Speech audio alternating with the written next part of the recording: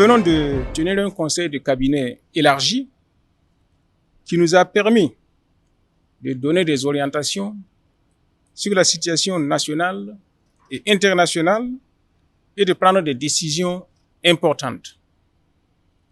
Comme vous le savez, le 28 janvier dernier, le Burkina Faso, le Mali et le Niger ont pris la décision historique de se retirer de la communauté économique des États de l'Afrique de l'Ouest, la CEDEAO.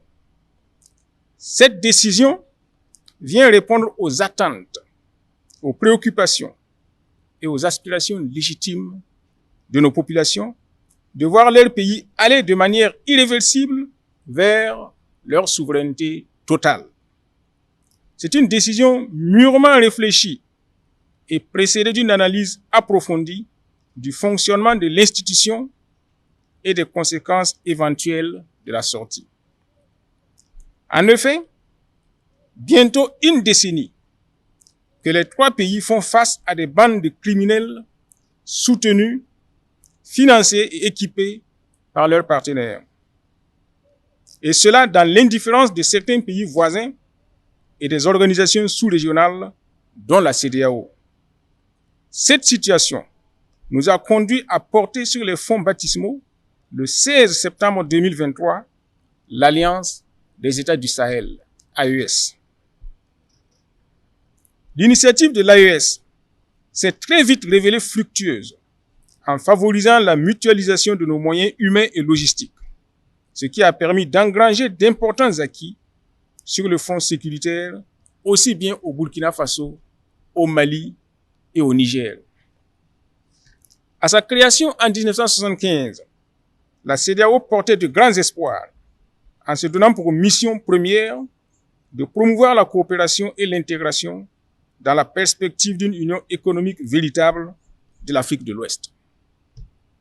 Elle avait pour vocation d'élever le niveau de vie de ses peuples, de maintenir et d'accroître la stabilité économique, de renforcer les relations entre les États membres et de contribuer au progrès et au développement des pays d'Afrique de l'Ouest. Malheureusement, après 49 ans de fonctionnement, nous constatons avec regret et amertume que la CEDEAO a dévié de sa mission et s'est radicalement éloignée des idéaux de ses pères fondateurs et du panafricanisme. Je reprends. Malheureusement, après 49 ans de fonctionnement, nous constatons avec regret et amertume que la CEDEAO a dévié de sa mission et s'est radicalement éloignée des idéaux de ses pères fondateurs et du panafricanisme. En outre, l'organisation communautaire n'a pas réussi à bâtir cette CEDEAO des peuples, tant espérée par nos populations. Elle s'est transformée en un instrument technocratique qui a fini par s'éloigner des aspirations légitimes des populations de notre espace communautaire. Pour s'en convaincre, nous avons tous noté l'indifférence de la CEDEAO face au massacre de nos vaillantes populations, à la crise humanitaire qui frappe nos concitoyens et aux multiples tentatives de déstabilisation de nos États respectifs.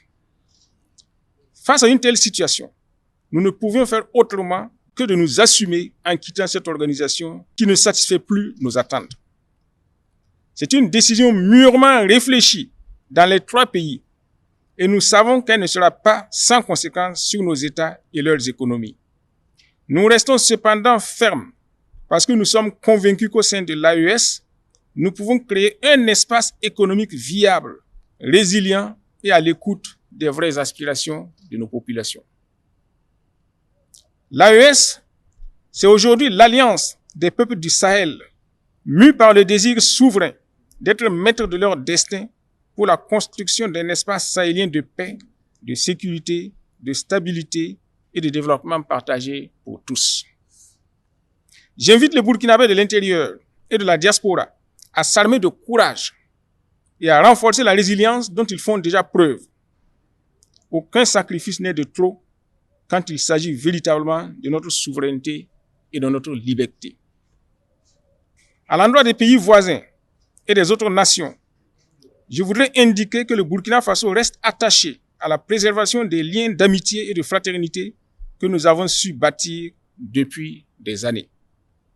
J'invite l'ensemble des Burkinabés à rester mobilisés et engagés, à renforcer la veille citoyenne, à rester déterminés et vigilants face aux velléités d'arrêt de la dynamique enclenchée. Je lance instamment un appel à tous nos concitoyens à faire confiance aux autorités de la transition et à se départir de toute manipulation ourdie dans des officines secrètes dans le seul but de semer la confusion. Nous sommes totalement engagés dans la lutte et nous sommes confiants de notre victoire prochaine. La patrie ou la mort, nous vaincrons.